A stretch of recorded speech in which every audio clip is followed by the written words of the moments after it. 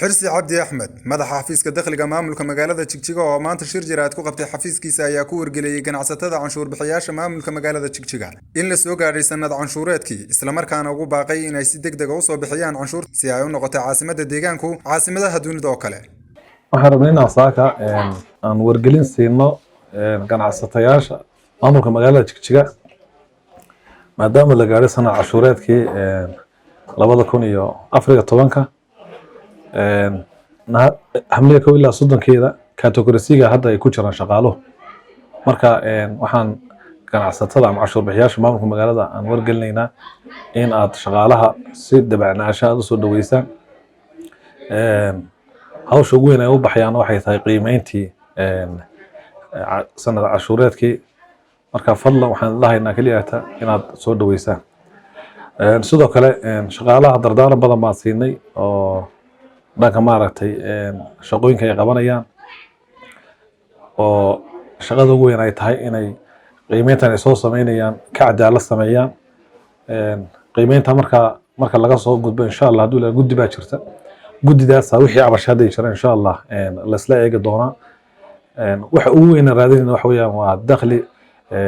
tayale in la soo saaro oo qiimo leh hadda ka hor waxay ahayd qiimeyntii hore waqtiyada qaarkood la sameyn jiray iyo xadeynteedii wax sharciga baal marsan buu ahaa marka waxaan rabnaa in si aynu u gaadhno horumar waxaan rabnaa qiimteena bixinayna inuu mar walba uu ku saleysnaado cadaalad si maaragtay caasimadeena ay u noqoto caasimadaha dalalka kale hadayna ka fiicnaaninba. madax xafiiseedka oo hadalkiisa sii wata ayaa bulshada ugu baaqay in ay si dabacsan u soo dhaweeyaan shaqaalaha xafiiska wixii cabashaan ay u soo gudbiyaan xafiiska dakhliga maamulka magaalada Jigjiga. marka guud ahaan waxaan faraynaa cashuur bixiyaasha caasimadda dowladda deegaanka Soomaaliya Jigjiga waxaan leenahay kaliya sharciga iyo shuruucda u meelaha soo dhaweey oo xafiiska maaragtay wada shaqeynteedii si adkaato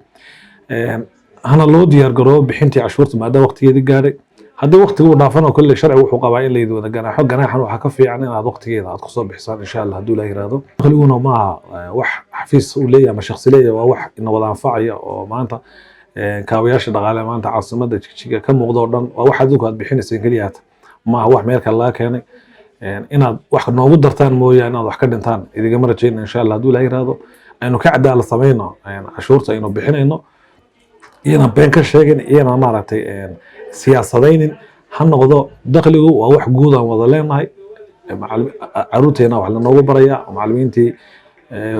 xarumaha caafimaadka wadooyinkii laydhkii biyihii waxa la wixii loo baahnaa bulshada caasimadda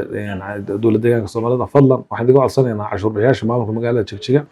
aynu la mid noqono cashuur bixiyaasha deegaanada kale waa xundurta dhanleedahay caasimadda fadlan inta aan sameeyno intaasaan fariin kulli aan u gudbinayaa cashuur bixiyaasha sidoo kale hay'adaha ammaanka ama amniga iyo maamulada 20ka qabana iyagana waxaan wargelinaynaa in maaragtay aad shaqaalihii dakhliga inaad garab istaagtaan oo la shaqeysaan oo goobjoog lahaataan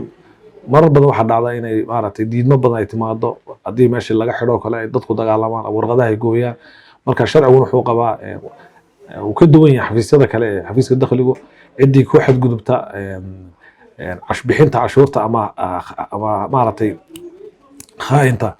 sharcigu qabaa in la xidho oo maxkamad la geeyo oo xitaa waas male sharciyan waas male marka fadlan waxaan dhahaynaa hay'adaha bahwadaagtaan cadaaladda iyo xeerlaalinta maxkamadda iyo booliskaba iyo maleeshiyaadka maamulka magaalada Jigjiga in hawsha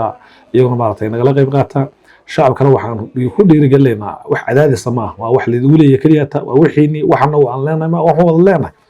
fadlan marka cashuurta hal la bixiyo ayaan la Cabdiraxmaan Xaashi 5TV Jigjiga.